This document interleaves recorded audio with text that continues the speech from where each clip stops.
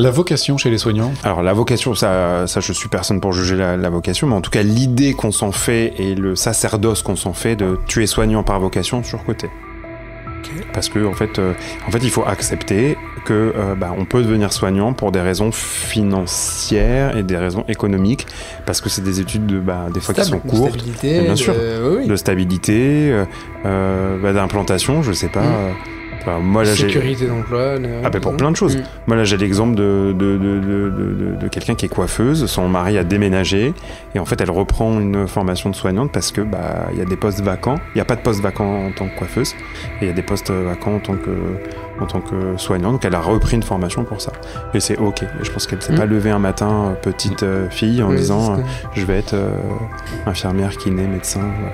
Bienvenue dans Dopamine, le podcast qui accueille aussi bien des soignants que des soignés et toute personne qui gravite autour du monde du soin. Je m'appelle Jérémy, je suis infirmier anesthésiste et créateur de la chaîne de vulgarisation médicale Les Minutes de Jérémy. Je suis accompagné de Louis, qui est infirmier en réanimation et créateur de la chaîne de vulgarisation médicale Un homme en blanc.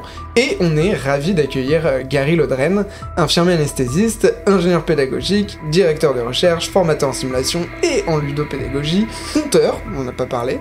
Il y a je ne sais pas combien de diplômes universitaires à son actif, et parce que ça ne suffisait pas, il est actuellement en master de psychologie. Mais Gary est aussi et avant tout un très bon ami, un mentor, mais également un membre de la famille de Louis, puisqu'il est le parrain de sa fille. Bienvenue Gary, bienvenue chez toi, puisque ton nom, la saison 1 de ce podcast, dans ton appartement. Merci pour cette introduction.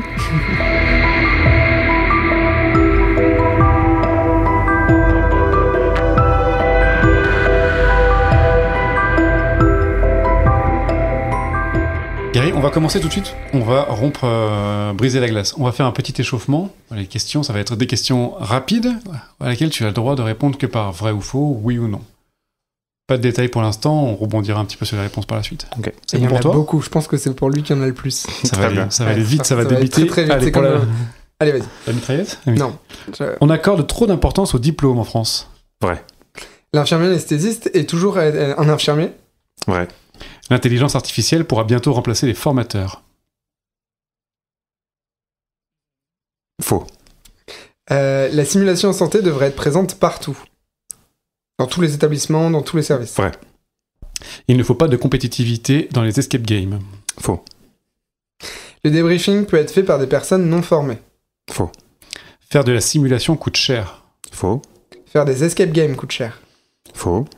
Supprimer le facteur humain, c'est supprimer les accidents. Je réfléchis à la tournure. Faux. Il n'y a pas un buzzer. Le qualitatif est supérieur au quantitatif en recherche. Faux. La santé mentale des soignants est prise en compte. Faux. Être soignant est une vocation. Faux. On est suffisamment bien payé en tant qu'IAD. Vrai. Tu as déjà fait des vacations dans le privé, en clinique, quand tu bossais dans le public ? Vrai. Un infirmier peut débriefer un médecin en simulation. Vrai. La simulation haute fidélité est mieux que la simulation basse fidélité. Il faut un labo de simu pour faire de la simulation de qualité. Pardon. Toutes les formations de formateurs en simu ne se valent pas. Vrai. Le métier d'infirmier anesthésiste te manque. Vrai. Oh. Tu retourneras un jour dans le soin. Peut-être. Si tu devais choisir entre nous deux, tu... J'avais pas vu celle-là. T'as pas vu la dernière question ? Vas-y. Je comprends. Louis. Si tu devais choisir entre nous deux, tu choisirais Louis pour un projet. Il n'y a pas de fin. Vrai ou faux ? Ah, vrai. C'est d'affirmation. Vrai ? Voilà. C'est une question à toi, ça. Entre nous deux. Ouais. Si tu devais recommencer ta vie professionnelle à zéro, tu ferais les choses autrement. Ah oui, vrai. Ok, on en reparlera. Ok, je pense qu'il y a eu beaucoup d'infos, beaucoup de choses déjà sur lesquelles... Est-ce que tu as envie de... Franchement, moi j'attaquerai direct les sujets parce qu'il y a plein de trucs sur lesquels on va rebondir à partir de ces questions-là parce que effectivement il y a eu des... Et donc, dont je te parlais tout à l'heure, pour choisir les questions auxquelles tu vas avoir droit, je t'invite à tourner la roue, juste appuyer une fois pour savoir un petit peu ce qui t'attend. Spin that wheel et tu tombes sur la mer. La mer. Oui. Je te laisse poser le sujet. Bien évidemment. c'est une question qui est très précise. Donc toi, tu travailles beaucoup dans le milieu de la recherche. Ça fait déjà quelques années que tu as des affinités avec le domaine de la recherche en santé, ou pas en santé d'ailleurs. Une question qu'on se posait avec Jérémy, c'est est-ce que tu deviens souvent ami avec tes sujets d'études ? Assez rarement. Explique le contexte aussi. Oui, le contexte pour les gens qui nous écoutent ou qui nous regardent, c'est que les deux énergumènes que vous avez en face de vous, à la base, j'étais pas destiné à être copain avec eux. C'est que je faisais une recherche sur les communautés apprenantes sur les réseaux sociaux, et c'était les deux infirmiers, en tout cas, c'était deux infirmiers parmi un panel d'infirmiers qui avaient le plus de communautés et qui faisait de la pédagogie, pour faire simple. Et du coup, j'aurais posé des questions totalement lambda de recherche qualitative. Et en fait, je me suis pris d'affection pour eux. On a été des rats de laboratoire pour Gary en premier lieu. On n'a pas été ni plus ni moins que ça. En fait. Et puis il a réitéré après. Hein. Oui, parce qu'on a été plusieurs fois à tes sujets d'études, finalement. C'est des cobayes. Et voilà. Et c'est pas fini. C'est pas fini, je sais. On parle de ce sujet d'étude. Tiens, au fait, ça te dirait de visiter une salle de simulation ? Parce que tu m'avais envoyé un oui, c'est vrai. C'est comme ça qu'on s'est rencontrés. Oui, c'est vrai. À la toute base, c'était sur les réseaux. Et d'ailleurs, c'est via ton prisme qu'on s'est rencontrés aussi avec Louis. On s'était déjà rencontrés avant, peut-être. On avait même fait une vidéo chez toi. Oui, on avait déjà fait une vidéo. Je connaissais pas son prénom à ce moment-là. Je l'avais accueilli en mode « Hey, c'est un homme en blanc. C'est quoi ton prénom ?» Et après, mais on était déjà en contact tous les trois. Et effectivement, c'était... oui, tu nous as étudié à la base. Ça, cette petite question facile pour commencer. On va rentrer dans le sujet. C'était vraiment le seul sujet qui était rapide à traiter.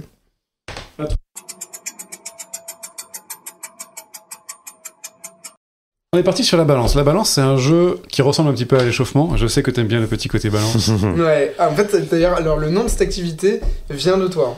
On a réfléchi, qu'on réfléchissait à quel émoticône on mettait, et qu'on s'est dit on allait faire cette activité, on s'est dit putain, il faut mettre une balance pour c'est mon côté balance. Voilà. Cette phrase qu'on a... En fait, tu nous inspires dans tous les sujets de notre vie. Ouais. Enfin, de nos vies. Et donc, en fait, le principe, ça va être de la même manière que pour l'échauffement, une rafale de questions. Sauf que cette fois-ci, on va partir sur du surcoté ou sous-coté. Ah, c'est bien ça. Et avec, en plus, tu auras le droit de pondérer ton propos. C'est-à-dire que tout à l'heure, tu étais vrai ou faux et on passe à la suite. Là, si tu veux rajouter quelque chose ou éventuellement, si on a une question entre deux... Ok. Je peux commencer parce que je vais tomber sur le troisième. La simulation. Surcoté. Pourquoi ? Pour le coup, ça... déjà, avant, pourquoi ? La simulation, globalement, pour présenter pour les personnes qui ne savent pas forcément ce que c'est... C'est une méthode pédagogique qui est hyper répandue, qui est devenue une norme. Et pourquoi j'ai dit norme dans la santé, ou pour vraiment finir, où on s'exerce plus comme... je sais pas vous, mais moi, à mon époque, ça fait un peu vieux sage. À mon époque, moi, la première ponction veineuse que j'ai faite, ou la première perfusion, bien évidemment ratée, c'était sur un patient vivant, avec de la conscience et de la douleur. Donc, ce qui est en fait, ce qui paraissait normal il y a à mon époque, l'est plus maintenant. Et moi, ça me semble impensable d'essayer un nouveau geste sur quelqu'un de vivant. Donc la simulation, c'est vraiment, c'est ça en fait. C'est le projet jamais la première fois sur un patient. Exactement, c'est exactement cette phrase-là. Ouais. C'est exactement cette phrase-là.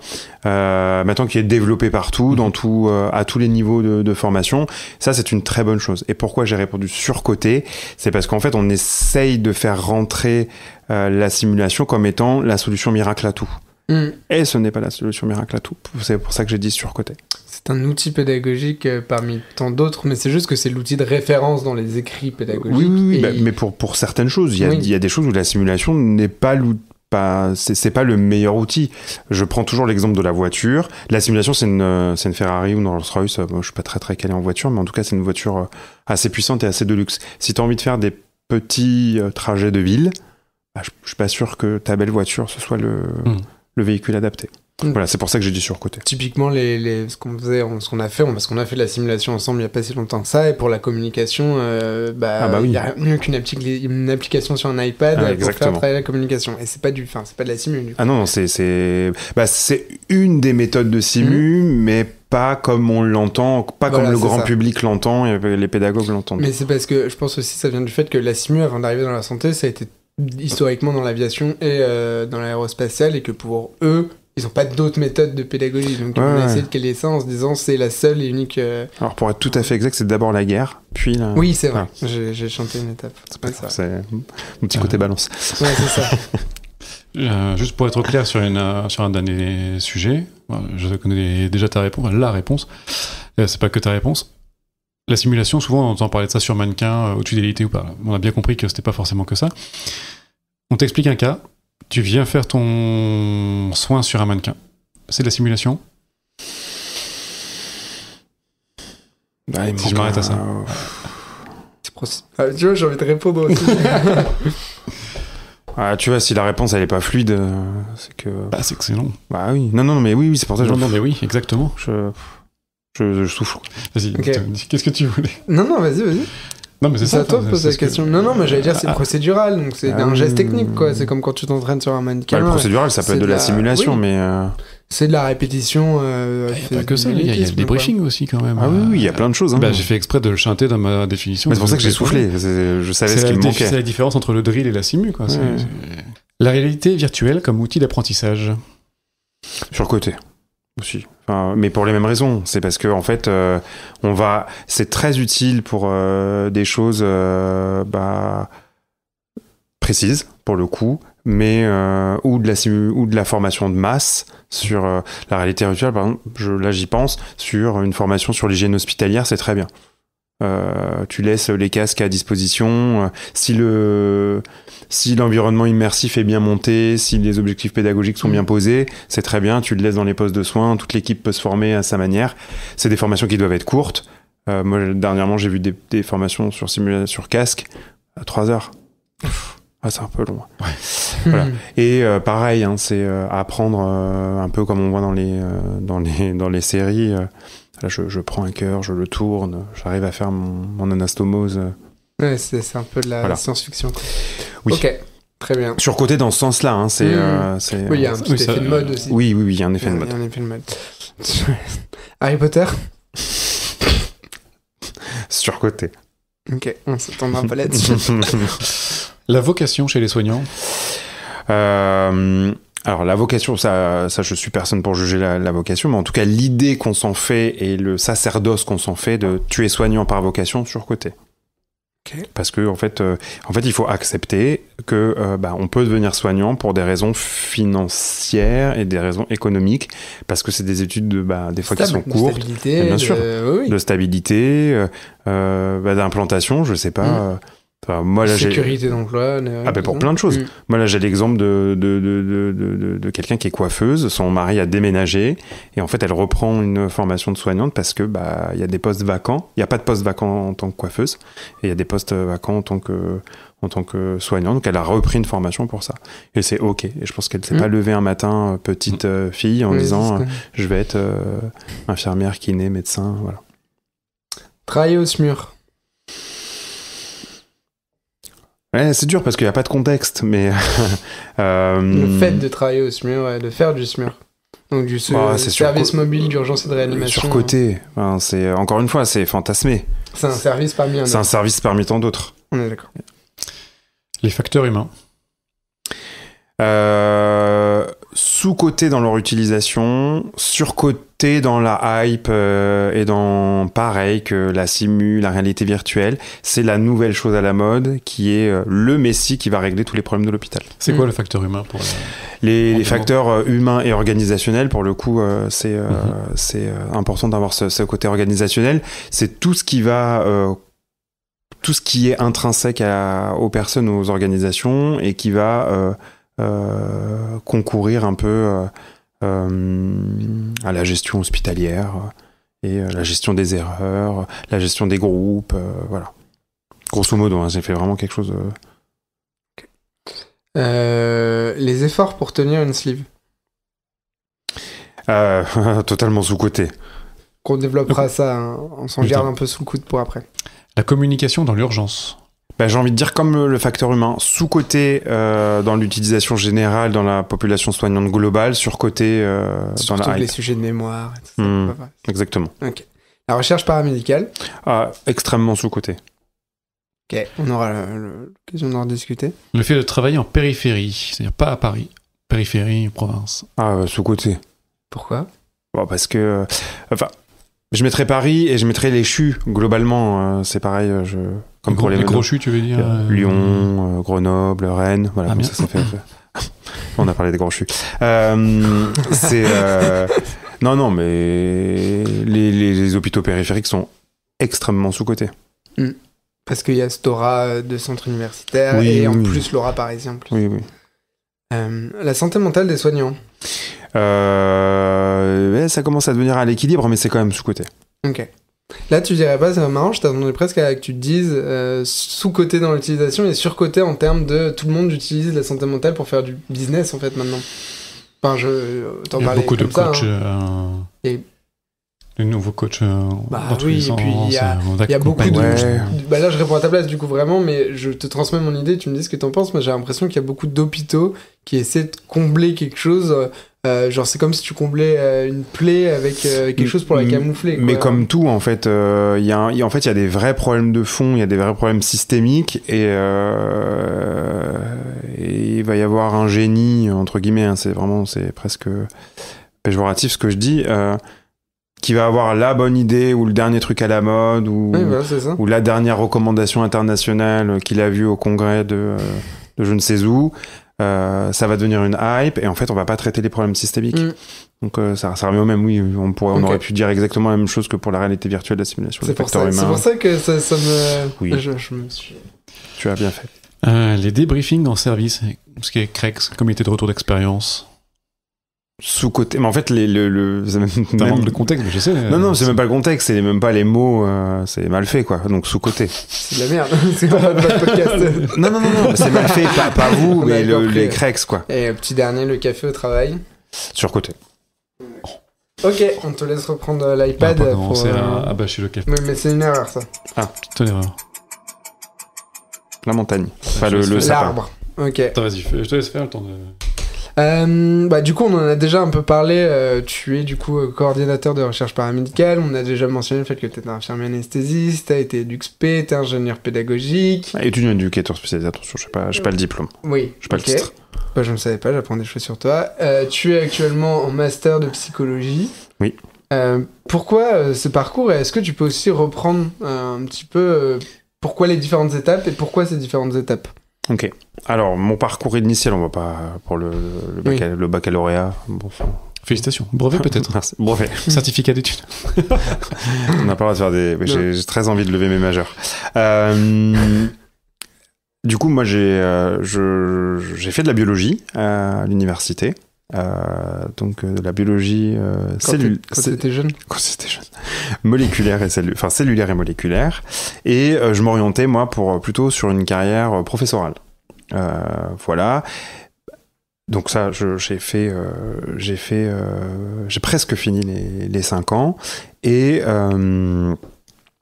parallèlement, comme beaucoup d'étudiants, j'avais un job étudiant et j'ai fait comme beaucoup d'étudiants le BAFA et où je travaillais avec un public en situation de handicap. C'est important de le préciser maintenant, vous allez voir pour la suite des choses. Et donc, en fait, quand je savais que moi, je voulais être prof, et plutôt prof pour les enfants en situation de handicap. Et en fait, l'année où moi, j'arrive à l'UFM, qui s'appelle plus du tout l'UFM maintenant, ça a changé 3 fois de nom. Ouais. Donc, l'école des profs, grosso modo. En fait, le programme, alors c'était pas en discol, mais c'était quelque chose d'équivalent, ferme. Donc en fait, moi, j'avais aucune envie de faire un doctorat, j'avais aucune envie d'être prof d'SVT, c'était de sciences naturelles. J'avais pas du tout envie de ça, mais j'avais vraiment envie de travailler avec le public handicapé. Du coup, j'ai passé les concours d'éducateurs spécialisés que j'ai eus, et parallèlement, j'ai passé les concours d'infirmiers, auxquels je ne me suis pas présenté parce que du coup, j'avais eu EduxP. Tu t'es pas présenté à un concours ? C'est rigolo. J'étais un rebelle. Ah oui. Et une place de gagner pour les autres. Exactement. Non, mais c'est rigolo qu'on pense à la suite, mais oui. Ok. Et donc, je rentre à l'école d'éducateurs spécialisés et vraiment dans les... je veux pas citer le nom de l'école, hein, ça n'a aucun intérêt. Peut-être, je sais pas, dans les 3 semaines, je me rends compte que les cours, j'aime pas ce que je fais. Vraiment. j'aime pas ce que je fais, et que l'image qu'on projette, je sais que je serai un éducateur spécialisé en carton. Ok. Je le sais. En tout cas, je le sens. Je vais quand même en stage. Et franchement, je remercie mon lieu de stage parce que vraiment, j'étais hyper bien accueilli, hyper bien traité. Et heureusement, et parce qu'en fait, je me suis vraiment rendu compte que c'est pas du tout ce que j'avais fantasmé. Ok. Pourtant, j'étais avec un public en situation de handicap. Enfin voilà, tout ce que j'avais projeté, presque fantasmé, c'est pas du tout ce que je voulais faire. Sauf que là, le temps tourne. J'ai pas envie de reprendre des études purement universitaires parce qu'à l'époque, les études d'infirmier n'étaient pas universitaires. Moi, je viens d'une famille à grande consonance soignante, donc je vais à l'IFSI. Ok. Voilà. Et à l'IFSI, je rentre à l'IFSI en disant, de toute façon, je ferai de la psychiatrie. Voilà. C'est très rigolo quand on connaît la suite. Et donc, je fais les 3 ans d'IFSI. 3 ans, les 36 mois, parce que voilà, moi, je suis de l'ancienne génération. Et en fait, je finis pas du tout en psychiatrie. J'ai même pas de stage en circuit fermé, enfin en service fermé, circuit fermé. N'importe quoi. Ça, c'est le respirateur. Ça. Exactement. J'ai un joke d'anesthésie. J'ai un stage en CMP et un stage en HAD, en psychiatrie. Donc en fait, j'ai pas du tout. Centre médico-psychologique. Centre médico-psychologique, exactement. Et hospitalisation à domicile en psychiatrie. Donc j'ai pas du tout de vision de la psychiatrie. Ni de la pédopsychiatrie, ni de la psychiatrie adulte en milieu fermé. Et donc, en fait, je vais en réanimation parce que j'ai eu des stages aux urgences, en salle de surveillance post-interventionnelle et en réanimation. Donc, en fait, j'ai un parcours qui est totalement décorrélé de ce que j'avais prévu. Je vais en réanimation et ensuite, j'ai le parcours extrêmement classique. Et je suis désolé pour les infirmiers anesthésistes qui vont nous écouter ou nous regarder. J'ai le parcours lambda de l'IAD lambda. Donc de l'infirmier anesthésiste lambda. Donc j'ai fait des soins critiques. T'as passé le concours. J'ai passé le concours, j'ai été à l'école, je suis sorti de l'école, enfin sorti de l'école d'infirmier anesthésiste, et j'ai eu 2 postes qui sont quasiment équivalents, qui sont moitié bloc opératoire, moitié SMUR, donc service mobile d'urgence et de réanimation. Un dans un centre typiquement adulte, l'autre dans un centre typiquement pédiatrique. Donc voilà. Très bien. Et après, parce que là, du coup, Et après, entre les deux, parce que entre les deux, j'ai eu une petite expérience dans l'industrie qui était charmante. J'ai bien aimé ce que j'ai fait. L'industrie ou l'expérience qui était charmante? Non, les deux. C'était vraiment bien. Mais en fait, le Covid est arrivé. Donc du coup, moi, je suis retourné en service de soins et je me dis, c'est quand même dommage. J'ai pas fait de pédiatrie. Je m'étais juré de faire de la pédiatrie. L'industrie m'attendra. Je pense qu'il faut. Je savais que j'étais déjà sur une presque page tournante parce que j'ai fait d'autres choses entre temps. Hein. Là, je vous ai juste parlé de mes postes officiels, mais j'avais déjà fait beaucoup de formations, beaucoup de recherches, ce genre de choses. Et j'avais envie de pas regretter, entre guillemets, l'expérience pédiatrique. Donc, en fait, je suis retourné en pédiatrie. Et donc, à la fin de mon cycle d'infirmier anesthésiste, j'ai eu une expérience qui a été... je me suis dit, bon, vu que je fais beaucoup de pédagogie, je vais faire vraiment de la pédagogie, parce qu'entre-temps, j'avais eu mon master de pédago, d'ingénierie pédagogique. 2 années supplémentaires qui te donnent un master 2. Une seule année. Ah oui, parce que tu avais validé ton M1. Enfin, j'avais validé mon M1 par acquis, par validation d'acquis d'expérience au vu des nombreuses heures que j'avais faites en tant que formateur, voilà. Donc je vais dans un institut de formation en soins infirmiers. C'est pas ça. Encore une fois, c'est pas ça. Ça me déplaît pour plein de raisons que je garderai. Donc tu tentes de faire, qu'on me mette un nom là-dessus, c'est tu étais coordinateur pédagogique dans une école exactement. Multiple, avec pas qu'un IFSI. Non, il y avait plusieurs fonctions. Voilà, expérience. Et ça te déplaît? Ça me déplaît pour plusieurs raisons. Parce que je suis assez loin de l'opérationnel que j'aime au final. Voilà, les relations sont pas au beau fixe avec ma hiérarchie. Les relations avec mes collègues, elles sont très fluctuantes en fonction de avec qui j'interagis, et surtout en fait le plus gros de mon travail devait être sur de la simulation, et on connaît tous la lenteur des appels à projets et des financements, et en fait ce qu'on m'avait promis, mais pas comme une promesse vain, en fait ce que tout le monde pensait qui allait être un centre de simulation 6 mois après, mais en fait, on m'annonce que ça serait minimum 2 ans et demi, voire 3 ans après. Oui, donc en fait, je suis en train de vivoter et de faire des tâches qui me plaisent pas, en fait. Voilà. Donc je décide de partir. de reprendre des vacations en tant qu'infirmier anesthésiste parce que j'aime ça. Continuer tes vacations en tant qu'infirmier anesthésiste. J'en ai pas fait beaucoup, on pourrait revenir sur ça. Parce que je vois que tu me cherches sur ce sujet, j'en ai pas fait beaucoup. Voilà. Et en fait, j'ai une opportunité d'aller faire de la recherche. Voilà, en tout cas, de coordonner les équipes de recherche. Et là, pour le coup, mot que j'ai pas prévu. Bah, bingo. Révélation. Ok. Révélation, c'est tout ce que j'aime en termes d'autonomie, c'est tout ce que j'aime en termes de relations humaines avec les gens, c'est tout ce que j'aime en termes de collègues. J'ai un binôme et ça me suffit amplement. C'est elle parce que c'est une femme. Elle me suffit amplement. Elle me comble de bonheur. Voilà.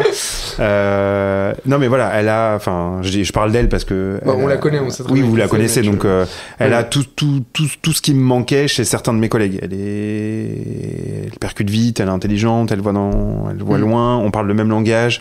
J'ai pas besoin de prendre des métaphores pour qu'elle comprenne. Voilà, et on a vraiment on a une bonne cohésion. Donc voilà. Mais entre-temps, avant d'avoir ce poste-là, t'avais déjà repris d'autres études aussi, parce que là... Oui, on a parlé que des postes. Hein. Oui, mais là, il y a quand même quelque chose qui va arriver cette année dans ta vie qui va être très important. Oui. En fait, le Covid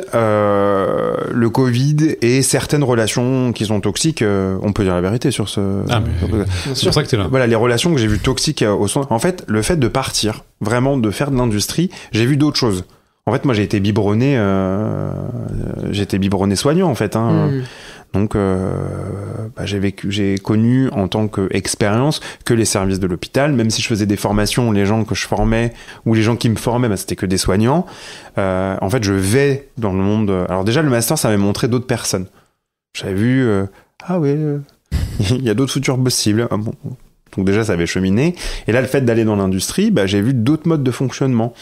Avec des relations plus directes, avec des hiérarchies moins toxiques, avec des gens qui sont pas sur les mêmes cadres académiques, mais qui arrivent à se parler, et que, par exemple, la personne qui répare on va dire un pouce-seringue, même si j'ai pas travaillé pour les pouces-seringues, et en fait, en réunion, elle a autant de poids que le directeur des ventes.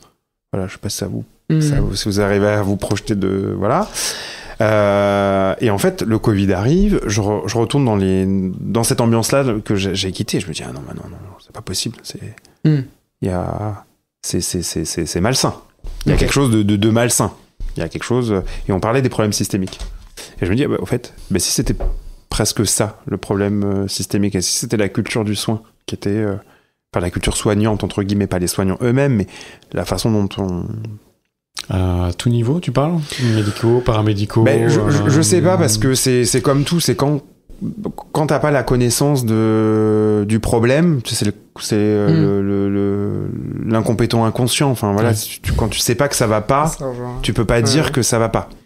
Et en fait, moi, j'ai eu cette espèce de... Attention, ça fait un peu je me la raconte, mais comme j'ai eu cette prise de recul et je suis sorti du truc, je me suis dit, ah oui, ça va, ça. Voilà, donc en fait, j'ai repris des études de psycho en me disant, voilà, je vais voir les relations de groupe. En fait, il y a un truc dans les relations humaines à l'intérieur de l'hôpital. Il y a un truc qui se passe, il y a un truc qui va pas. Pourquoi l'infirmière, je veux dire infirmière parce que c'est souvent genre féminin, mais pourquoi l'infirmière, elle se plaint que le médecin lui parle hyper mal et en fait, elle parle de la même manière à son aide-soignante. Il y a un truc qui va pas. Il y a un truc qui est illogique. Donc voilà, j'ai repris mes études de psycho depuis le départ. Et là, donc, j'ai mis 3 ans à avoir la licence, comme toute licence. Et là, je rentre en master de psychologie sociale. Donc toi, quand tu te poses une question sur ce que tu vends en service, tu fais un master. Non. Ouais, c'est ça. Non, pas du tout. Mais en fait, j'avais pas de réponse. Et la santé, il y a un côté très hautain dans la santé. Il y a que les soignants qui peuvent parler aux soignants. Il y a que voilà, il y a un côté très clos en fait. Ah bah oui. Il y a un côté vase clos. Ouais, et puis ajouter au côté dont tu parlais tout à l'heure, le sacerdoce. Il y a le petit côté, la souffrance fait partie du métier. Enfin, oui, c'est ça. Ok, on intègre que la souffrance fait partie du métier. Ouais, c'est dur, mais j'ai signé pour ça. Bah non, en fait. Ouais, ça fait vraiment. Mais en fait, il y a d'autres. Chemin de croix, quoi. Oui, mais il y a d'autres organisations possibles. Moi, la phrase qui me tue, c'est non, mais ça a toujours été comme ça, tu sais. Oui, si on raisonnait comme ça, la Terre, elle serait plate, en fait. Ouais. Et il y a un peu la complainte aussi. Il y a aussi, je pense, ce truc très centré soignant en pensant qu'on a la pire condition du monde alors que il y a pire. Et ne serait-ce que entre les services, tu vois, quand j'entends, et j'ai revu un pote il y a pas longtemps qui a bossé avec moi en réaped, en réanimation pédiatrique, c'est le pire service et tout à côté nous paraît plus simple. Et on entend des personnes du coup qui se disent à une X charge de travail, ils sont il y a vraiment aussi cette complainte dans l'hôpital, je pense. Beaucoup. Mais oui. Et moi, ça m'a d'autant fait plus tilt que avec le Covid, j'ai fait quand même plusieurs endroits, plusieurs services. Et en fait, il y a des services qui étaient horribles. En dehors du Covid, c'était horrible. Il y a des services qui étaient horribles en termes de ergonomie, juste ergonomie de travail. Ça, Mais quand tu étais avec la bonne équipe, c'était le feu. Et à l'inverse, tu avais des services flambant neufs, avec les dialyses connectées de derrière. Enfin, tu vois, vraiment, elles étaient connectées. Donc, tu étais dans le poste de soins, tu voyais la dialyse qui tournait avec le respirateur interconnecté, donc des trucs à la Star Wars. Mais quand t'avais pas la bonne équipe, c'était un enfer, un calvaire. C'est intéressant. T'as la réponse parce que moi, je l'ai vraiment observé, encore plus en pédiatrie, en travaillant avec des équipes où on était très minoritaire en tant que mec. Donc, je trouve qu'on a un peu ce recul de se dire, de regarder comment ça se passe et de voir comment ça évolue. Et de voir que une personne est vraiment, et tu sais de quelle personne je parle, une personne, de par sa présence et ses ondes négatives, était capable de métamorphoser une équipe entière. On était des équipes de 10, 12 et quand elle était de garde, cette personne-là, ça pouvait te changer une ambiance du tout au tout. On était sur une série de 3 gardes, les 2 gardes c'était essentiel, la 3e garde, elle plombait l'équipe par sa présence et son côté négatif. Et je pense qu'on n'en parle pas assez. Ah non, mais en fait, on n'en parle pas assez et en fait, je pense qu'il n'y a personne de légitime pour en parler. Tout à l'heure, on parlait du facteur humain. Bah, désolé, il y a assez peu de paramédicaux qui s'emparent du sujet du facteur humain. Pourquoi, je ne sais pas. Est-ce que par problème de légitimité ou est-ce que par surtrustage, par le fait que les médecins s'en emparent beaucoup, lisent beaucoup. Il y a une culture recherche aussi sur parce que c'est des sciences humaines, c'est beaucoup de psychologie sociale. D'ailleurs, le facteur humain, pourquoi je dis surcoté, on appelle ça facteur humain, alors que dans toutes les autres disciplines, notamment la mienne qui est la psychologie sociale, on appelle ça psychologie sociale.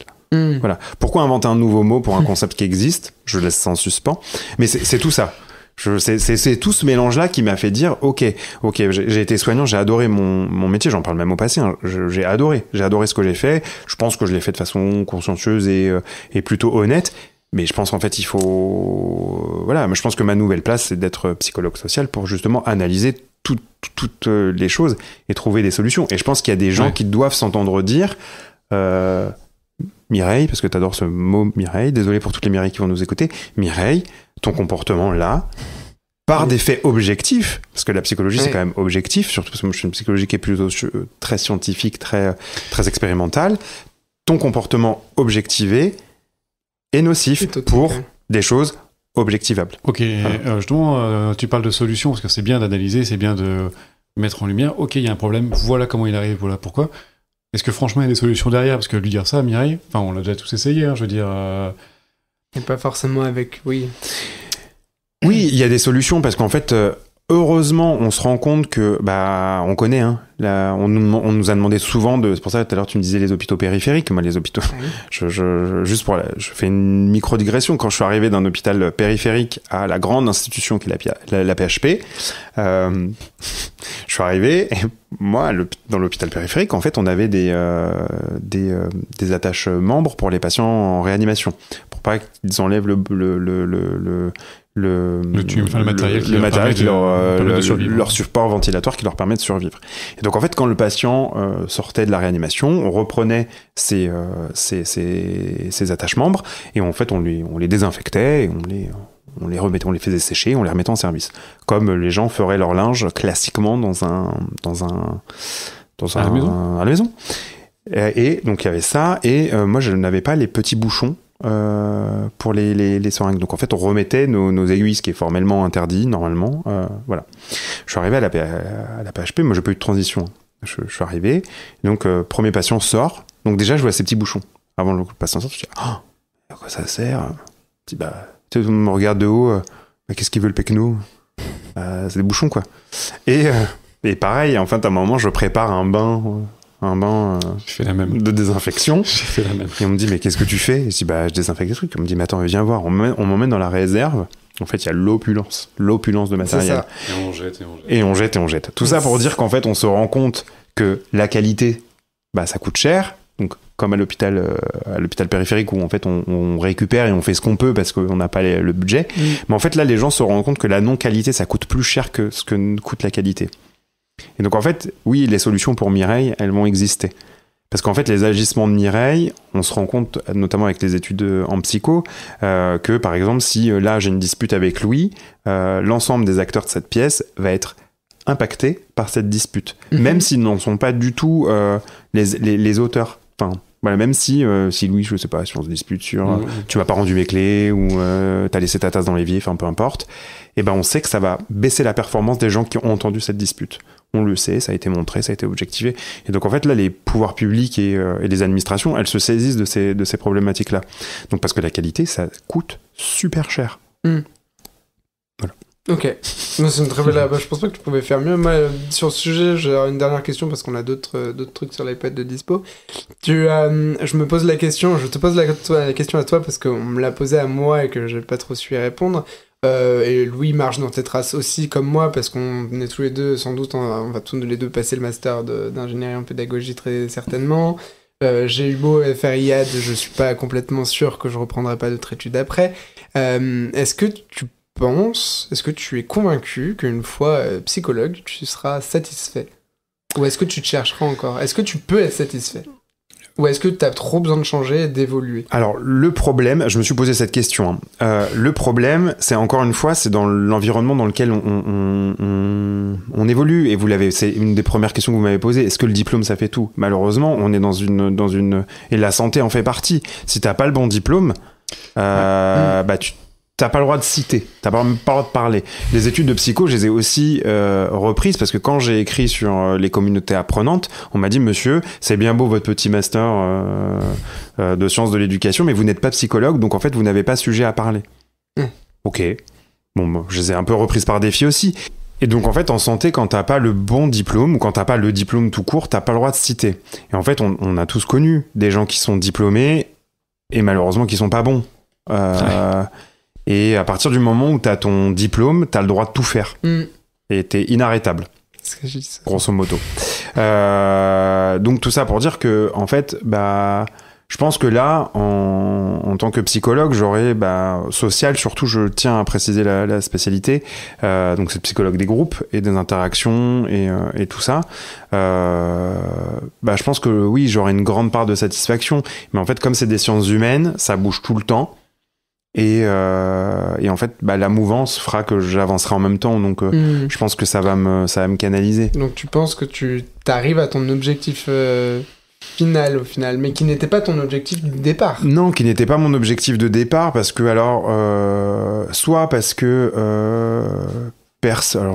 sans du tout, je pense qu'il y a beaucoup de gens qui sont conscients des problèmes systémiques de la santé, mais parce que personne n'avait un peu mis le doigt dessus, c'est parce qu'il y a des gens qui ont exploré le facteur humain aussi. Tu vois, tout à l'heure je parlais de hype et de sous-cotage, je pense que c'est aussi parce qu'il y a des gens qui ont exploré le facteur humain que je m'y suis intéressé, et je me suis dit en fait il y a peut-être une des pistes de réponse, que c'est pas la seule, une des pistes de réponse, elle est là. Voilà. Pourtant, t'as répondu tout à l'heure à ce dernier truc sur ce sujet-là, t'as dit que tu ferais les choses différemment si tu devais refaire ton parcours. Pourquoi du coup? En fait je suis pas persuadé. Après, on sait jamais. C'est pareil. C'est un biais. C'est le biais historique. Je suis pas persuadé. Alors, c'est pas parce que j'ai pas l'impression d'avoir perdu du temps. En fait, on parle souvent de. Enfin, moi, maintenant, j'ai eu beaucoup aussi de mal à me dire, à me sentir légitime. Maintenant, j'estime que le diplôme, ça me fait pas mal de légitimité pour le nombre de personnes qui sont qui étaient de très bons infirmiers par exemple et qui sont devenus des cadres plutôt médiocres. Non mais tu changes pas en fait, ta personnalité elle change pas intrinsèquement, c'est que la fonction est pas faite pour toi. Donc maintenant je me dis que le diplôme ne fait pas tout, et la légitimité c'est aussi toi qui la montres avec ce que tu fais. Bien sûr. Donc c'est en ça que je ferai les choses différemment. Peut-être qu'il y a des diplômes que je ne passerai pas, peut-être qu'il y a des choses que je ferai plus vite. Je suis pas certain de faire IAD vraiment. Alors j'adorais mais c'est pas le souci. Enfin là, vu que là vraiment la recherche à les sciences humaines et surtout le combo des deux Ça me fait vibrer comme j'ai rarement vibré. Ouais, mais est-ce que tu aurais pu en arriver là sans passer par le parcours IAD? Parce que le truc, c'est ça. Personne ne peut savoir. Voilà. C'est encore une fois, c'est là, c'est comme ceux qui refont l'histoire. Ah, mais moi, genre, ouais, c'est ça, j'aurais refait différemment. Bah, je sais pas, en fait. Je sais pas. Mais probablement que la psycho, moi, ça me trottait dans la tête, mais avec toute la légère. Moi, je connaissais pas la psychologie sociale, par exemple. Pour moi, le psychologue, c'était le divan ou les TCC. Voilà. Les thérapies comportementales. TCC, on en a parlé dans un autre épisode. Très bien. On rend spin that wheel? Oui. On rêvait sur la montagne. Vraiment, ça sera la toute dernière. Regarde de meilleur pour la fin. Tu veux introduire le sujet peut-être? Ou tu veux que je l'introduise, le sujet? Tout à l'heure, parmi toutes les questions qu'on t'a posées, sur notamment le vrai faux, tu nous as dit que sous-côté, c'était un parcours particulièrement difficile, la sleeve.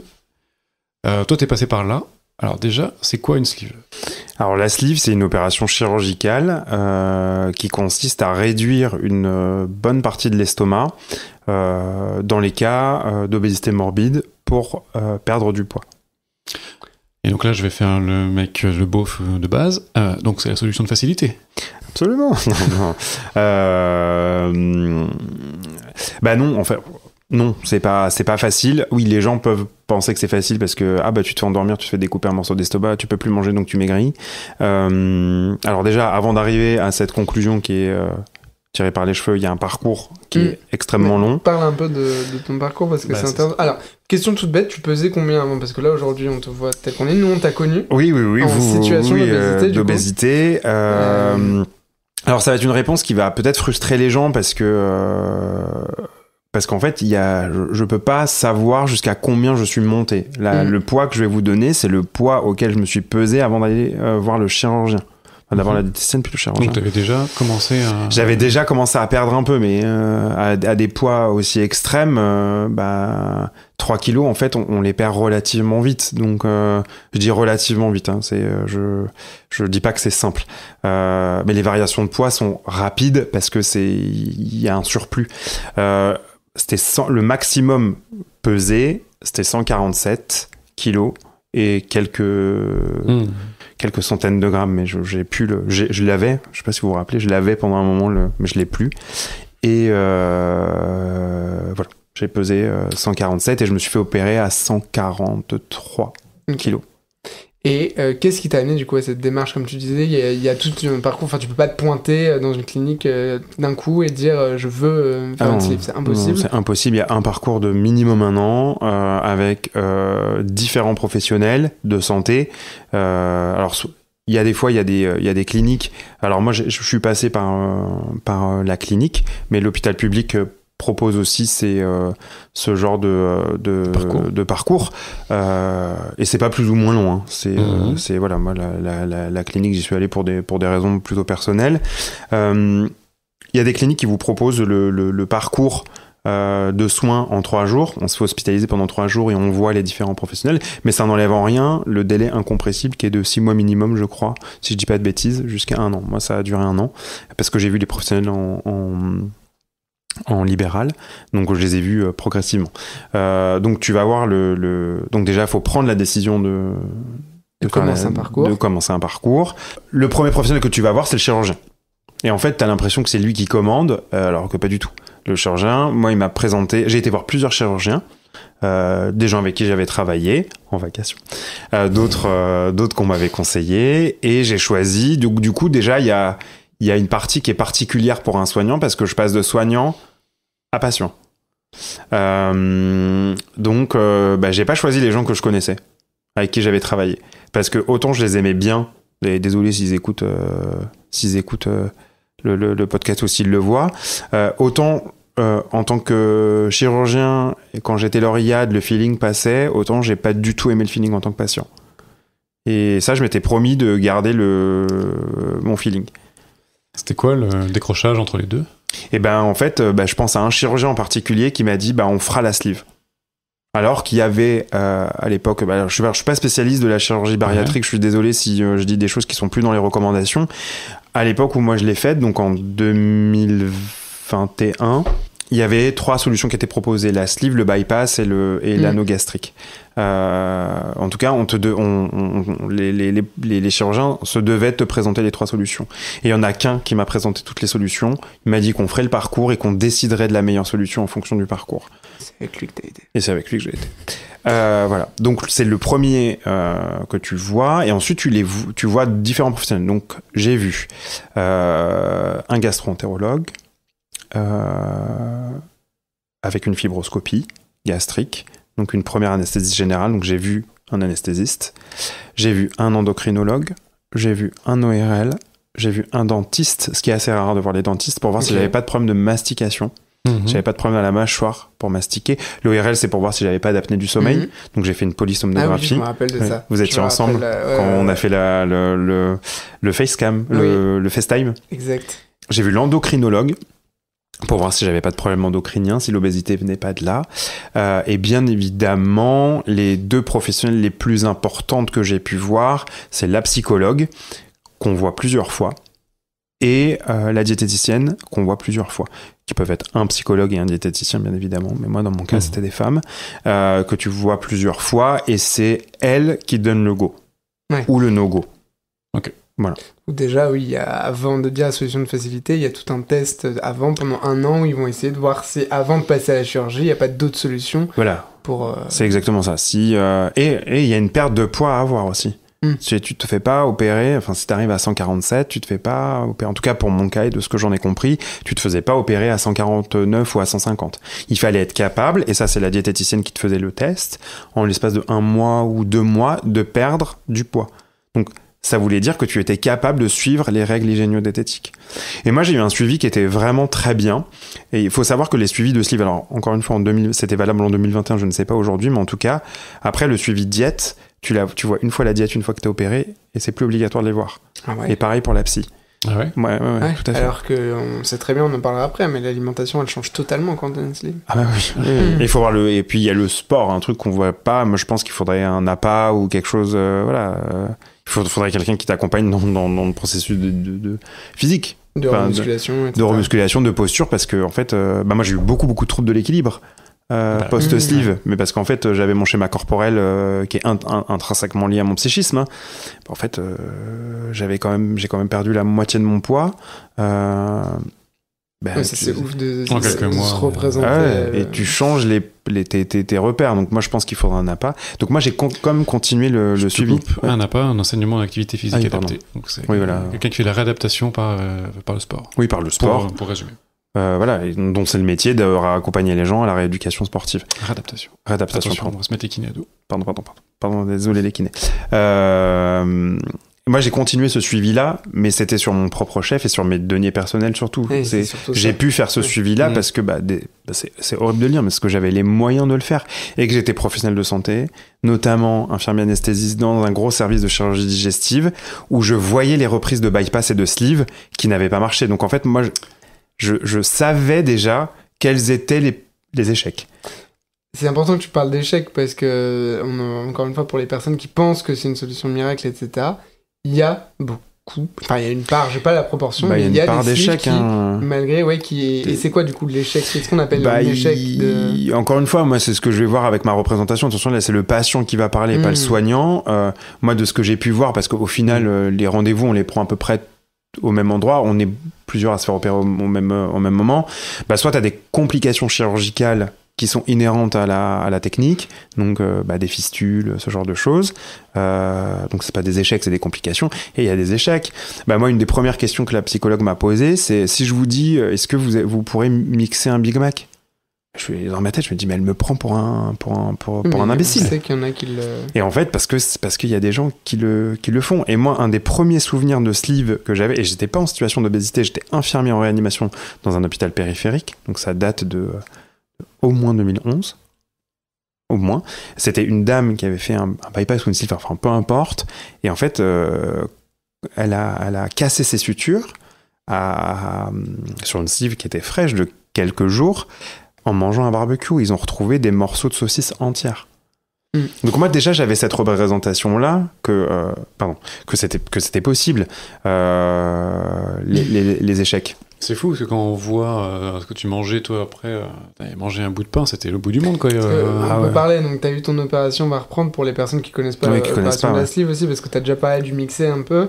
Donc tu te fais opérer de la sleeve, t'as une hospitalisation qui est quand même de plusieurs jours. Hein. 2-3 jours. 2-3 jours. Et après, c'est quoi justement une fois que t'as eu ta sleeve? Parce que donc, c'est pas ta sleeve qui va te faire perdre du poids du jour au lendemain. Le retour à la maison et l'arrêt maladie qui est bien trop court. C'est combien de temps? Un mois. Un mois, ouais. Sachant que moi, après, j'ai repris mon poste d'infirmier anesthésiste sans aucun aménagement. Et en fait, j'aurais pas dû reprendre tout de suite avec le recul, mais peu importe. Et donc, en fait, tu as 15 jours de mixé, donc l'équivalent d'un pot de yaourt, où en fait, tu mixes ta nourriture. Et ben, je peux vous dire que si vous aimez, je sais pas, la blanquette de veau, la blanquette de veau en morceaux, c'est très bon. Mixé, c'est infâme. Il faut savoir que le goût des aliments change avec la texture mixée. Et donc, du coup, le fait de manger mixé, t'as perdu l'appétit? Non, l'appétit, tu l'as plus. En fait, moi, on m'a coupé 17 cm d'estomac, par exemple. Okay. Quand j'ai lu la fiche récapitulative. Et ensuite, cette phase mixée, en fait, t'es écœuré de tout. Tu peux pas manger et boire pendant. Moi, j'ai pas pu faire ça. Même maintenant, je suis très limité, sachant que ça fait presque 4 ans maintenant. Tu peux pas manger et boire presque pendant 2 ans. Le fait de boire, ça remplit l'estomac. Et après, tu passes à la texture hachée. Donc là, c'est un peu plus agréable. Pendant aussi 15 jours. Et ensuite, après, tu réintroduis les petits morceaux, mais tu manges quasiment rien. Et par contre, tu fractionnes tes repas, c'est ça que tu disais? C'est que tu fais plus tes 3 repas par jour. T'en fais plus? Alors maintenant, j'espère que mon chirurgien ne m'écoute pas. Je refais mes 3 repas par jour avec une petite collation si j'ai besoin. Parce que maintenant, c'est revenu à... Mon estomac, il a pas repris du tout sa place initiale, mais tu parce que là, tu ne devrais pas reprendre 3 repas. On dit qu'il faudrait prendre une collation, mais en fait, moi, j'ai peu faim, donc je prends mes repas. Puis, voilà, vous êtes dans le soin vous aussi. C'est pourquoi je vous ai dit, moi, j'avais pas d'aménagement au bloc opératoire. C'était hyper dur de fractionner mes repas. Et comme je vous disais, il fallait que je choisisse entre boire et manger. Et en fait, au bloc opératoire, il y a la ventilation. Et la ventilation, en fait, ça te déshydrate. Donc en fait, je buvais, mais j'avais pas faim. C'est pour ça que t'as perdu du poids hyper rapidement. Et à un moment, j'avais plus d'énergie parce que je mangeais pas. Et puis le bloc, c'est froid. Le bloc, c'est froid. Ça consomme beaucoup de calories. Oui, et puis il y a tout le côté social parce que maintenant, tu manges doucement. C'est parce que c'est un geyser. Le risque de vomissement, il est majeur tout le temps. Et ça, en fait, on te le dit peu, ou voire pas. Et donc, en fait, si tu manges ta cuillère de yaourt un peu trop rapidement après celle que tu viens de prendre, en fait, tu vomis tout. Et comme les gens voient des micro-portions, ils te disent « Ah, mais qu'est-ce que t'as ? Ah, mais t'as pas faim ?» Donc voilà, il y a tout ce côté social qui est hyper pénible. Et le côté social qui est... C'est pour ça que je te disais, quand on me disait c'est dur de tenir une sleeve dans la durée. Pour moi, c'était pas dur les règles hygiéno-diététiques, mais c'était vraiment tout le côté social. Tu vas au resto, en fait, il y a un moment où il faut être aussi apte à se dire « Je vais au resto et je vais perdre 3/4 de ma nourriture. Parce que je vais pas pouvoir finir mes assiettes. Les gens veulent pas te faire de menu enfant. Parce qu'en fait, l'idéal, c'est le menu enfant, en vrai. Et les gens veulent pas les restaurateurs veulent pas te le faire parce que t'es un adulte. Voilà. Okay. Ouais, donc il y a plein de barrières. Après, en fait, et ça, tu l'avais anticipé un petit peu ou ça, tu l'as découvert? Pas du tout, je l'ai subi. Je l'ai subi. Et puis voilà, après, toutes les sleeves sont différentes, tous les parcours de sleeves sont différents. Puis même quand t'as des événements sociaux avec des gens qui veulent bien faire, y a quand même une opulence de nourriture. Donc ça te rappelle un truc un peu malsain à la nourriture, quoi. Tout à l'heure, tu parlais des 3 méthodes. Pourquoi avoir choisi la sleeve, du coup? C'est pas moi qui choisis ce choix. C'est sûr, finalement. Et pourquoi? Tu t'as dit? Non, en tout cas, moi, je savais que même si bien sûr, j'ai mon mot à dire, hein, moi, je voulais pas de bypass, parce que c'est une technique de malabsorption, comme ça qu'elle porte son nom, donc malabsorption, voilà. Et voilà, avec la sleeve, pareil, avec la sleeve, il y a toujours les gens, t'as pas de carence? Non, en fait, j'ai pas de carence. Et voilà, c'est... Et les questions, au bout d'un moment, tu perds patience et t'as envie de les... moi, les questions, elles continuent encore là. C'est chiant, quoi. Bienvenue sur le podcast. Tu nous en veux pas de... Non, mais pas vous. Mais là, mais c'est vrai, là on parle, là, on discute et je pense que les gens vont avoir l'autre side de la sleeve. Mais ouais, et puis c'est ce que je vous ai dit dernièrement. En fait, même, il y a les réflexions et les questions. Quand les gens apprennent que j'étais en situation d'obésité, je l'aurais pas dit. Mais c'est tellement vexant, et en fait je comprends tellement d'autres, enfin attention, l'obésité c'est pas une minorité, mais je comprends tellement d'autres patients ou tellement d'autres personnes quand on dirait pas. C'est le principe. Puis quand bien même en fait. Tu vois. Ouais, c'est ça le. Ouais. Ou ça va, mais tu finis pas, t'as peur de grossir, t'as de la marge. Bah non, en fait, t'as pas de marge. C'est ça, ça tu me l'as déjà dit une fois. Ça, je crois que je te l'ai déjà dit. Et pas suite à une de mes réflexions, mais je t'ai déjà entendu dire cette phrase parce que. Bah non, en fait, j'ai pas de marge. Si je m'arrête de manger, c'est parce que je ne peux plus. Et c'est pas parce que j'ai peur de grossir. C'est que je ne peux plus. Et quand bien même. Je trouve que c'est la même pression sociale que cette. Comment elle s'appelle, la Salomé qui a dit à un humoriste. Oui. Qui a dit vous êtes pas fun, vous avez arrêté de boire. C'est exactement. Elle lui a dit, mais en fait, c'est comment elle lui a dit ça? Artus, elle lui a dit, mais Artus qui parle d'un problème d'anxiété. Il a soigné son anxiété avec l'alcool, ce qu'il en fait il est devenu plus ou moins alcoolique. Et là, ça y est, j'arrive enfin à gérer mon anxiété et mon alcool. Elle lui répond quoi? Ah ok, vous êtes devenu chiant. Et il a répondu, mais je vous emmerde. Ah oui, mais il a bien fait. Parce qu'en fait, c'est exactement. Tu vois, c'est la première polie. Je vois pas pourquoi, sous prétexte que je bois pas d'alcool, je suis chiant. Et après, je vous emmerde. Cette banalisation et c'est le même ange, je trouve, de ce truc. Mais t'as plusieurs trucs, hein. Entre le ça se voit pas, t'as de la marge. Ça fait beaucoup de gâchis quand même. Bah là, moi, dernièrement, à une de mes collègues, je lui ai dit, écoute, je lui dis, désolé, hein. Je dis, moi, t'as pas fait d'études de psychologue. Alors moi j'en ai fait et je suis pas du tout spécialiste dans les troubles alimentaires ou ce genre de choses, hein. Donc moi je me permets même pas de dire ce genre de choses. Je dis en fait tu regardes toujours mon plateau, mais j'ai dit mais regarde tout ce que tu jettes toi. C'est du gâchis ou t'as pas envie de prendre de poids? Et je dis t'es mal à l'aise là, hein. Je dis c'est exactement la même chose que tu me fais tous les midis. T'es mal à l'aise, ouais. Mais en fait, ça me fait pas plaisir de jeter mes concombres. C'est qu'en fait, sur l'instant, j'ai faim et que les portions, elles sont prédestinées comme elles sont prédestinées et qu'en fait, j'aimerais bien manger que des concombres et être au top de ma protéinémie. Non, mais en fait, je dois manger des protéines. Donc, en fait, je suis obligé de prendre une ration de protéines. Et en fait, il faut que je tienne toute la journée. Donc, je suis obligé de prendre des féculents. Et en fait, je ne contrôle pas les rations de l'hôpital. Et donc, du coup, mais déjà, t'as ce réflexe maintenant que t'avais peut-être pas au début de justement pas finir tes concombres pour te garder de la place pour tes protéines et tes bien évidemment. Féculents. Et donc, en fait, tout ça m'amène à dire que, en fait, toute ma vie, je serai obèse. Parce que ça, c'est une réflexion. Mais toute ma vie, je serai obèse parce qu'en fait, t'es toujours obligé de te justifier. Et comme Artus le dit ou Jérémy Ferrat dit, toute ma vie je serai alcoolique. Ah bah oui, mais toute ta vie, mais toute ma vie je serai obèse. Ouais. Et ça, je vous l'avais dit avant ce Artus Gate. Et en fait, toute ma vie je serai obèse. En fait, je serai jamais tranquille. Et d'un côté, c'est un côté très négatif, mais d'un côté, c'est un côté très positif. Du coup, je garde les règles d'hygiène-diététique parce que maintenant, je pourrais me dire, voilà, j'ai perdu la moitié de mon poids. Effectivement, j'ai de la marge. Faut savoir que toutes les sleeves, on reprend un peu de poids. Vous m'avez connu un poids encore plus bas. Là, j'ai repris quelques kilos, mais parce qu'en fait, la phase est tellement descendante que voilà, j'ai repris quelques kilos parce que j'ai repris de la force, j'ai repris de la masse. Parce qu'en fait, on perd en masse. Hein. Bah oui, c'est ça. C'est qu'on perd oui, il faut trop muscler derrière. Ouais, t'as plus l'énergie de pouvoir justement faire plus que le strict minimum de ta journée. Tu peux pas. Et même pour la prise de masse musculaire, vu que du coup, tu dois être limité en apport. Tu peux pas manger plus de protéines que ce que tu dois. Doit être plus compliqué. J'ai perdu de la force, hein, clairement. Plus l'âge avançant.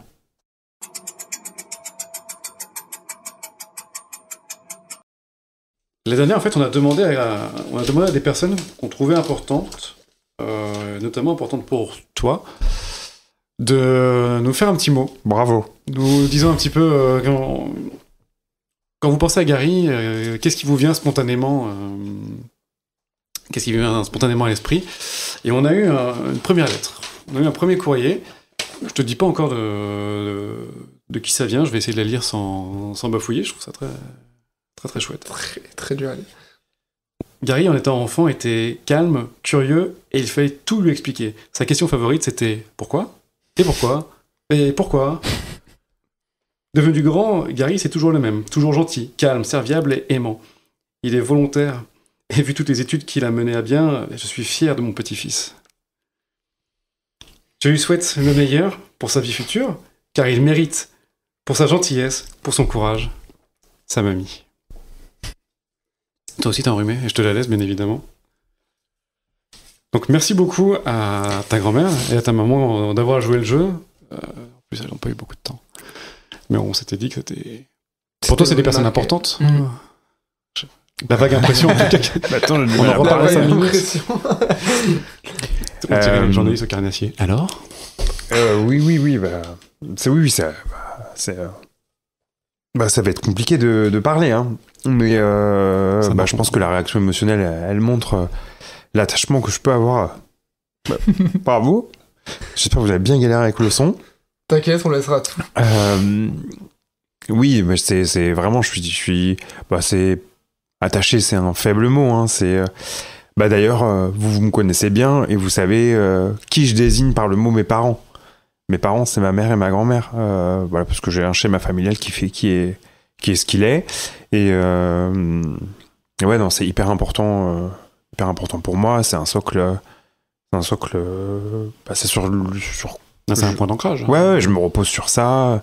C'est voilà, tout ce que je fais, je me dis toujours, est-ce qu'elles vont être fières, est-ce qu'elles vont être contentes, est-ce que je vais pas les décevoir, est-ce que je vais pas leur faire honte. Enfin voilà, c'est plein de choses qui se mélangent. Alors comme parce que je pourrais faire n'importe quoi, elle aurait jamais honte. Je pourrais être artiste de cirque, qu'elle serait fière. Voilà. Il n'y a pas de honte à être artiste de cirque, attention, hein, mais voilà. Peu importe ce que tu fais, elles seront fières de toi et c'est ça le truc le plus beau. Mais c'est beau de voir que t'as des modèles aussi, parce que je pense que tu es un modèle pour beaucoup de personnes, et de voir qui sont tes modèles, c'est... Ah oui, moi c'est mes modèles, c'est même pas des modèles, jamais je pourrais les égaler. C'est pas fini. On enfonce le clou ? Allez. Alors ça c'est une lettre écrite par je ne sais pas qui, on va te la lire et tu reconnaîtras au fur et à mesure. Cher Gary, tu ne connais pas encore là où les personnes qui sont derrière cette lettre, mais nul doute que tu pourras rapidement les identifier. On est plus de 8 milliards d'humains sur Terre, presque 70 millions rien qu'en France. Mais au cours de notre vie, on rencontre des milliers de personnes dont on oublie bien souvent l'existence. Toi, Gary Laudren, on n'a pas encore dit ton nom de famille jusque-là, je pense qu'il n'y a personne qui peut t'oublier une fois qu'elle a discuté ne serait-ce qu'une heure avec toi.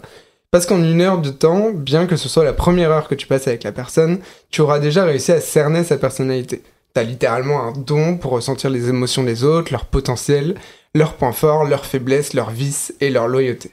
Et ce don vient directement de la sensibilité et de ton ouverture vers les autres. Tu connais l'humain plus que l'humanité ne se connaîtra jamais elle-même.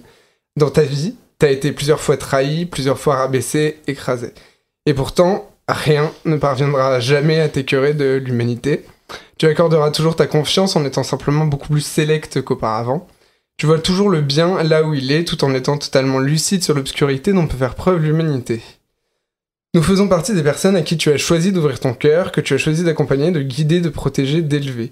Tu as parfois été dur, tranchant, impatient, exigeant, mais quand on te connaît, on comprend que c'est simplement parce que tu avais déjà tout compris au moment où on commençait seulement à entrevoir le chemin. Alors nous y voilà, nous, devant nos feuilles, et toi à lire ces lignes. Et en rédigeant ces mots, nous avons voulu prendre le temps de refaire notre parcours commun. À vrai dire, cela ne faisait pas si longtemps que nos routes se sont croisées. Quelques années à peine et déjà l'impression d'avoir partagé plusieurs vies. Mais on a compris pourquoi. C'est comme ça que tu fonctionnes. Tu vis les choses plus vite et plus intensément que les autres. Les obstacles que tu peux croiser sur ton chemin, tu les transformes en tremplin. Tu sais en faire des opportunités. Autant de raisons qui ont aujourd'hui transformé tes anciens sujets d'études en collègues, puis en amis et en famille. Pas la famille de naissance, mais cette famille que l'on choisit. Cette famille qui fait que même si on n'a pas toujours la chance de se voir autant qu'on voudrait, ça nous rassure, ça nous guide et ça nous fait grandir. Ces personnes que l'on peut appeler à toute heure du jour, mais surtout de la nuit. Ces personnes enfin qui viennent chercher cette sincérité qui te caractérise, qui nous amène surtout à nos meilleures disputes. Ce franc-parler, imprégné de sagesse, capable de nous aiguiller et de nous rappeler parfois à l'ordre. Vous êtes mignon, hein. Voilà, alors le hasard fait que ça s'enchaîne les deux d'un coup, mais c'était pas prévu comme ça. Voilà, nous te dédicassons cette partie du podcast. On va te laisser respirer un petit peu. Tu vas moucher ? Ouais, je vais me moucher. Bon, oui, t'as Ça tombe bien qu'il soit là, celui-là. Hein. Non, c'est bien ce sopalin qui est là à cet endroit-là. Je pense qu'on va conclure là-dessus. Ouais. Merci. Merci à vous. Merci de nous avoir prêté ton appartement pour cette première saison de Dopamine. J'espère que je t'avais vendu que ce serait le podcast, le meilleur podcast auquel tu participerais de ta vie. Tu nous feras un débrief en off, mais j'espère c'est le premier où j'ai pleuré. Oui, mais c'est pas forcément une gage de qualité. Au contraire. Mais en tout cas, vraiment, on était contents. On n'aurait jamais imaginé faire cette première saison. Tu as été la première personne à qui on a parlé. C'était qu'un carapuce quand on parlait déjà. Donc on est vraiment content et d'avoir pu aussi accueillir un membre de l'ATSI sur cette saison-là. Merci. Voilà. Merci à vous. Merci à toi. Merci, à la prochaine.